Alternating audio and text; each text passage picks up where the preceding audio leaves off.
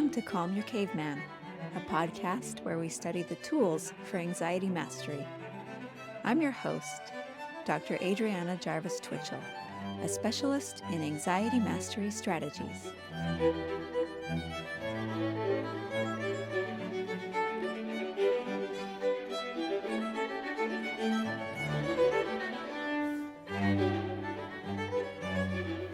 Hello, welcome back.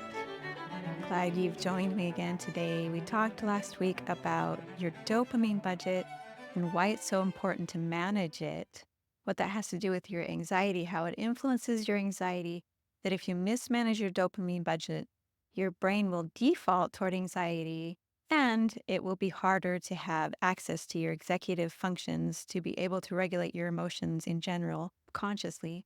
You'll just be stuck on your default mode, and that default mode will be tipped toward anxiety. But I thought since we spent so much time last time talking about the different aspects and facts of the dopamine system and how it works and why we need to regulate it and what happens when it goes out of balance, that maybe today we could talk about practice, because it's one thing to understand how something works, and it's another thing to understand how to put it into practice. So I thought maybe today I would just give a few examples of how I apply my knowledge about the dopamine system and how this helps me to deal with different scenarios that come up in my life. Just to give you a model of how you might be able to apply some of this knowledge in your life. It won't fit directly on your life because your situation is different, but it might give you an idea of how to go about applying the knowledge about the dopamine system and how to put it to work for you to help you to regulate your emotions and particularly to help you with your anxiety. So the first example I thought I would give is the example of coming home from a trip and feeling that after trip low. So I live in Brazil, as I mentioned before, and usually once or twice a year I get to go and visit the United States. I frequently perform with my ensemble, the Avery Ensemble, and I often tack a trip onto the end of that to go visit family and friends. And when I come back from my visit to the US, I usually feel quite down. And I used to think that this meant that living in Brazil was not for me and that I could never be happy here and that this meant something global about my relationship with Brazil. Because when I would come back, I would feel so depressed compared to how I felt in the US. And I just over and over again felt that I needed to move back to the US in order to feel as good as I felt on my trip. But since I've become more wise about how the dopamine system works, I have been able to recognize that a trip often triggers a lot of dopamine release. So instead of just being in my normal routine, I'm doing different things. And dopamine is triggered when we do new stuff. Anything that's new will trigger dopamine. If it doesn't trigger anxiety, it'll also trigger dopamine. So shaking up my normal routine, getting to visit all of these friends and family, having them fight over my time and all trying to invite me over to dinner to visit with me before I have to go back. So I'm getting a lot of attention from people that I love. And we talked about last time how dopamine is really triggered by things that your brain feels will maximize your resources for the future. So things like getting a lot of attention from people, being popular for a little bit, getting to do new things, all of these things will really release a lot of dopamine. So I already know now, I already know to expect that when I go on these trips, I will feel a lot of dopamine release, and that when I come back, since I'll have to return to my normal everyday routine, I'm not doing different things anymore. It's not new and exciting anymore. And I don't have a whole bunch of family and friends trying to vie for my time. I'm just back to the routine of regular life. I'm not going to have those dopamine triggers anymore. And so I will feel that drop of dopamine. So we talked last time about how there's two different ways you can spend your dopamine. If you buy it on credit, or in other words, if you have your pleasure first, your brain will have to press on the pain side after you have your pleasure, and the pain will be longer and stronger than the pleasure. So trips, I already know are going to press on that pleasure side pretty strongly.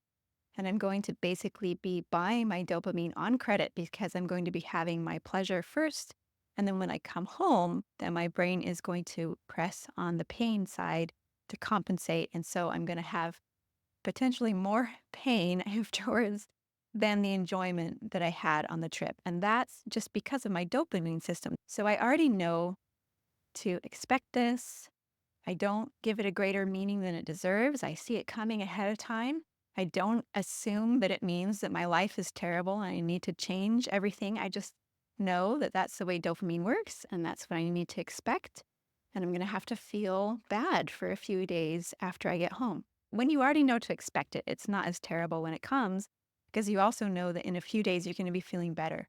I have to give my brain time to replenish that pool of readily releasable dopamine that it has spent during my trip. I've been kind of spending more than normal on my trip, and so I'm going to have less for a while until my brain can replenish it. So that's another thing I know to expect. So I don't get all upset about the fact that I have this post-trip depression. Another thing that I have learned to manage and to expect and to put up with as just part of life and part of my dopamine system is that depression and sadness that comes after accomplishing a big goal. Musicians talk about having post concert depression or post recital depression, something that you work on for months and you have been preparing for hours and hours and hours every day over a period of many, many weeks and months. And then you have a concert, and then afterwards you have this low. Well, any type of project that you work on really hard is something that is going to trigger dopamine. Dopamine is triggered in drive and in motivation. It's about helping us to work for things that we don't have. So I've come to realize that working hard for something, pushing for something, gives me dopamine. It feels good because I'm working for it. Dopamine comes in the work. But that when I accomplish whatever it is that I'm working for or whatever it is that I've planned for, that I will have a dopamine drop because the dopamine system will switch off once you obtain what it is that you're working for. Because dopamine is about wanting more than having. And so dopamine keeps you going as long as you're working hard for whatever it is that you've got in sight. But then once you obtain it, then the dopamine system will switch off. I've seen this also in my son, who's a runner. He'll have a race and he'll feel just amazing and elated. And then the day after, maybe for a couple of days after, he'll feel depressed. And it's this dopamine phenomenon on his race day. He's worked so hard. He's had so much dopamine going and adrenaline and everything to keep him going in the race that he spends a lot of dopamine on that day. So the day after, he's not going to have as much to keep his baseline levels going. Same thing when I do a big concert. I spend a lot on that day in that performance. It feels thrilling. It feels exciting. It's wonderful to accomplish such a thing like that. But then the day after, I don't have that much dopamine in my budget to keep me going. And so my baseline levels are low. And so I'm going to feel low. I'm going to feel kind of crappy. I'm going to feel kind of bad for a few days afterwards. And so I've learned, rather than being alarmed about this, to just be patient with the fact that I'm feeling low and let it be what it is and let my dopamine levels come back slowly. I know people who've spent months and years even planning a wedding and all of the details, the dancing, the food, the guests, the different venues, all of the flowers, and the planning itself is an activity that will trigger dopamine. Whenever we're planning for something in the future, when we're working towards something in the future, it feels thrilling and exciting because dopamine is there to keep us going. But we just have to be ready for the fact that after the wedding, it's going to feel a big dopamine drop because all of this planning has been realized and now the dopamine is over. And that big thrill of the day is followed by the day after where you have very little dopamine in your budget and very little for your baseline. And it might continue to be low for quite a while, depending on how much dopamine you've spent over time. So again, dopamine is about wanting, not about having. So it keeps us going as long as we're working for that future thing. But once we accomplish it, it leaves us. I feel like it's good for me to step back and observe that planning and working for something makes me feel excited, but already expect and know that as soon as I get that thing that I'm working for, dopamine will turn off. It's not that I avoid big projects or big accomplishments because I want to avoid a dopamine roller coaster, because a lot of times I do these big projects because they're really important to me for other reasons. I'm not doing them just so that I can feel dopamine. I'm doing them because they're important to me long term. They're part of my values, they're part of my life goals. And so I don't stop doing these big projects that will put me on these dopamine roller coasters, but I know ahead of time that I'm going to have a big drop afterwards, and I don't freak out when it comes, and I don't assume that it means that my life is terrible from here on out, or that I have to do some huge overarching change in my life. It just means that I'm going to have dopamine low for a while. Another thing that I try and do is something that Dr. Anna Lemke calls self-binding, that she talks about in her book, Dopamine Nation, that we mentioned last time. And she talks about how, of course, dopamine is this feel-good chemical that the more we spend it, the more diminishing returns we get. Because as we start to have more and more of whatever it is that gives us pleasure, we will feel less of the pleasure, and we will get to where we're more and more tolerant of that pleasurable feeling, so that we have to have more pleasure in order to feel anything. And we start to be more and more sensitive to pain. And we talked last time about how the brain gets weighted toward that pain side when we compare it to a balance or a teeter-totter. We press on the pleasure, and our brain has to press on pain in response. And if we overstimulate that pleasure circuit, then we'll get stuck on the pain side. So it's really important to manage how much pleasure we allow ourselves to feel in order to have the maximum amount of pleasure. A lot of people kind of learn this from experience as they get older, that it doesn't actually make you feel better to have more and more pleasure. But it's good to know it, to state it, to have it conscious in your brain so that you know how to use it and do it earlier than when you get old. And understand that it's important to not overspend your dopamine budget. And so there are different things that I do to make sure that I don't overspend my dopamine budget. Anything that I really enjoy that triggers dopamine, I am careful to not overdo it, because it will start to become less pleasurable. So, for example, I really love chocolate, but I don't allow myself to buy chocolate very often, because I've noticed, of course, that if I buy chocolate every week, if I eat chocolate every day, I start to enjoy it a lot less. And as we talked about last week, not only will I enjoy the chocolate less, but I'll start to enjoy everything less, because as I'm withdrawing every time I eat that chocolate out of my dopamine budget, then I have less dopamine to spend on anything in my life. So I'm careful not to buy too much chocolate. For example, my husband and we don't have a TV by choice. If we want to watch a movie, we watch it on a computer, which is not a super big screen. And we have opted not to have a large screen because we know that if we have it, we'll watch it more often because it'll be more of a pleasurable activity. And then it will start to eat into our dopamine budget, and we'll enjoy life less. So that's another way that we have opted to self-bind. I've never gotten into video games. That's also by choice, because I know that if I start, I will get very addicted, and I don't want to have that drain on my dopamine budget.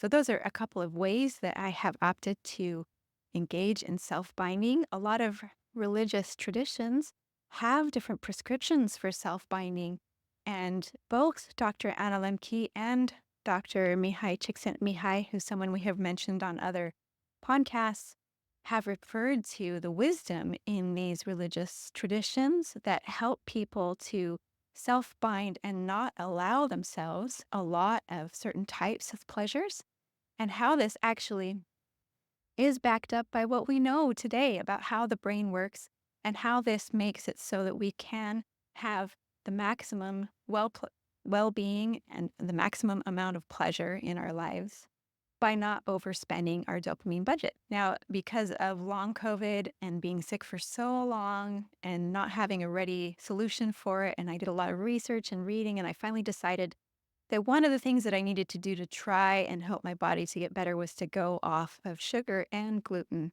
completely. Now, I already felt like I ate pretty healthfully. I didn't feel by any means that I was addicted to sugar and gluten. But when I finally went off of these things, because my body, my health basically forced me to do something about it, it was really hard. I had serious withdrawals for about a month.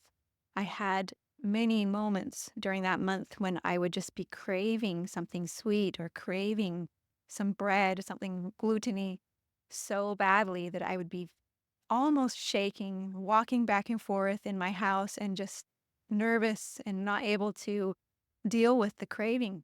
But because of my sickness and needing to get better, I stuck it out. There's nothing like being sick for 3 years to make you do something hard to try and get better. So I stuck it out, and I discovered that after that initial withdrawal period, it took me about a month. After that, I didn't crave it anymore. I didn't need sugar. I didn't need gluten. It didn't call me anymore. I didn't have this intense desire for it. So my brain was able to recalibrate after that initial period of craving and withdrawal. So I guess I was mildly addicted to sugar. I guess I had been using it to regulate my moods, sugar and gluten. I had been using different foods to help me to feel emotionally different ways.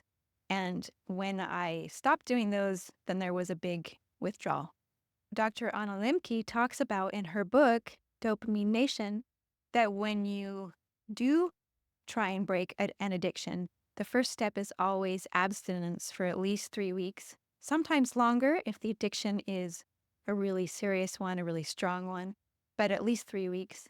And that this period of abstinence gives your brain a chance to reset so that you're not stuck down on that pain side anymore, so that you can have a healthy baseline level of dopamine to keep you going in your daily life so that you can just have basic daily pleasures again. But anyway, after this initial withdrawal period of abstinence, then you can start to add back whatever it is that you are abstaining from with care in a way to not be addictive. But of course, I wasn't going to add sugar back into my diet. This was a permanent thing. I've been off it for 2 years now. But what I've noticed is that with these changes in my brain and in my perception, that things taste sweet to me now that didn't used to taste sweet to me, that I have just as much pleasure in sweet things. It's just that I'm more sensitive to sweetness. And I've also noticed that, if everybody's eating some delicious dessert and I really just want to try it, I allow myself to have one taste and I enjoy that one taste. And then I observe my dopamine wanting me to repeat the way that it does, the way that our dopamine drives us to repeat whatever it is that's pleasurable. But I'm able to just observe that craving and not have it drive me. And I just watch it sort of surge and watch myself wanting to take another bite and then watch it fade and not needing to take another bite anymore. And that way, I feel like I'm able to get the maximum amount of pleasure out of whatever delicious thing that people are eating because I had that first bite, which is always the best one in terms of dopamine anyway. I just have to be able to exert that self-control to not repeat. And I know from experience that, I've eaten enough wonderful desserts in my life to know that even though dopamine drives me to take more and more of it, it doesn't get better and better. It gets less and less pleasurable the more I eat of it, the less I'm sensitive to it, the less I feel it, and it doesn't feel satisfying. So, having gone through this period of completely cleansing my brain from its sugar triggers, and then getting back into it afterwards and just occasionally, like maybe once every month or so, having a bite of something sweet, I'm able to really intensely enjoy that one bite. And I feel like I get the maximum benefit dopamine wise out of whatever people are eating. So it can help you to change your diet if that's something that you're thinking about doing. when you realize that your brain will adjust dopamine wise to your new regime after a period of time, and that you will not have less pleasure in eating. You will actually be more sensitive to whatever it is that you eat. And you just have to go through that initial abstinence and withdrawal period, and then your brain will adjust. Another thing that my understanding about how the dopamine system works helps me to do is to want to engage in painful activities on purpose, because I already know that when I do something painful, my brain will press on the pleasure side in response. And so I will have dopamine in response. I will have pleasure if I engage in pain, and that pleasure will be stronger than when I engage directly in a pleasurable activity. So, for example, when I eat chocolate, which is inherently dopamine producing, the pleasure that it produces will be followed by pain, which will be longer and stronger. But if I do something painful, then I'll have pleasure afterwards, and it ends up being more durable than the pleasure that I could have from eating chocolate, for example. So, some of the painful things that I do on purpose are exercise, different painful projects that I dread, especially writing projects. I really hate doing those things, but I do them. I force myself to do them on purpose, knowing that it will make me feel good. I have some cold water therapies. I'll talk more about cold water as a treatment for anxiety in the future, but cold water is another thing that I do on purpose because I know that it will trigger dopamine in response. Even piano practicing the piano is often not inherently pleasurable. It's often just work, it's often a grind, but I make myself do it because my brain has already discovered that in working on it, that I will trigger dopamine in response and it will feel good after a little bit. Even things like house cleaning and yard work can fall into this category of hard things that aren't inherently pleasant, but that will trigger dopamine once I get started in them. Now, since we're in the Christmas season, this is a season where we have a lot of preparing and anticipation and planning and shopping, and we end up eating lots of sugar and chocolate. So it's a season where we are triggering a lot of dopamine, right? And all this anticipation and planning often, I think we all have experienced this, leads to that post-Christmas letdown. You know, that the anticipation of opening the presents is actually more exciting than actually opening them. My husband was always keyed into this phenomenon, and he was behind lobbying for our family to wait until evening to open the presents, for example, for the kids to be able to sustain that anticipation for as long as possible, because he noticed that it was the anticipation that was more enjoyable than the actual getting of the presents. The kids were not thrilled with that, for sure, as you can imagine. But in any case, this dopamine that we feel as we plan and prepare and shop and anticipate Christmas, it it is the prize. It is the excitement, is the actual preparation for Christmas. And when Christmas actually comes, then a lot of times we have this drop. But there is a way that we can be able to enjoy more of Christmas, not just the anticipation of something, but actually enjoy what is in Christmas. And we're going to be talking next week, I hope you'll tune in, about cultivating a specific emotion, which is the emotion of awe, which is a wonderful, feel good emotion that does not diminish the more that you feel it and the more that you engage in it. In fact, it actually gets more intense the more that you feel it. It gets bigger. So cultivating this emotion of awe, can be an antidote to this Christmas roller coaster of the dopamine ups and then the letdowns, as well as Christmas anxiety. I think maybe a lot of, especially moms, end up feeling a lot of anxiety in anticipation for Christmas because they don't know if they can get everything ready and they feel like they've got so much going on their shoulders. But this emotion that we're going to be talking about next week, the emotion of awe, if you can learn how to cultivate that, that can be a fantastic antidote to Christmas anxiety as well. So if we can learn to cultivate what Dr. Lieberman calls the here and now circuits in our brains, he talks about how we have different feel-good chemicals, different feel-good circuits. One of them is dopamine, of course, which has to do with wanting, not having. But we have another circuit, which he calls the here and now circuit, which has various neurochemicals involved in that, including serotonin and others, that are about enjoying the present, and that we can learn to enjoy what we actually have. And then we can feel good even after the dopamine is not the main driver anymore. So we talked a couple weeks ago about cultivating mindfulness. This is an episode where we explore a little bit more about how to exercise this here and now circuit in your brain and how to learn how to really be in the present and be fully alive to the present and enjoy the present. So that's an important thing to learn how to do. But one of the big takeaways, I think, for me, for learning about the dopamine system and how it works, is just learning to enjoy the ride. Knowing that being human is about having a dopamine budget, having different expenditures on that budget, sometimes having exceptional expenditures where you spend a whole lot, which is going to be followed by a low. Having this dopamine budget is about feeling highs and lows, and about accepting that when you have a low, that it means that you can have a high later. It means learning to be patient and tolerating those lows, because as we learned last week, if we can't tolerate the lows that happen after a dopamine expenditure, and we continue to try and push that pleasure system to its limit, then we will get diminishing returns, and we will get to the point where we can't even feel pleasure and we are only feeling pain.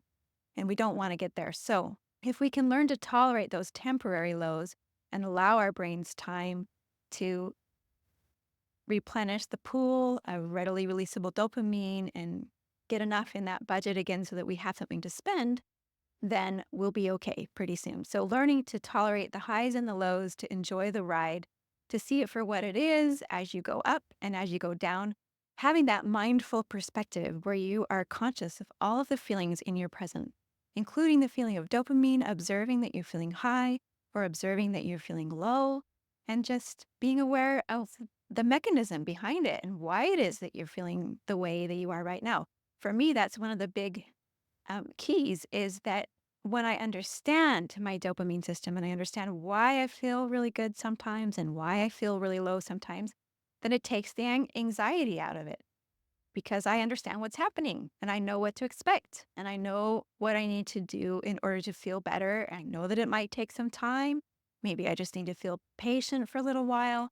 I need to avoid really pressing on that pleasure system for a little while so that I can build up my pool again of dopamine. So I just wanted to share those couple of ideas with you today to give you some ideas of how this knowledge about the dopamine system might help you to regulate your emotions on a day-to-day and after big accomplishments, after exciting trips, during the Christmas season, after the Christmas season. And I hope that you'll join me next week so that we can really get into looking at this particular emotion of awe that does not diminish the more that we engage in it. So thanks for joining me today, and hope to see you again next time.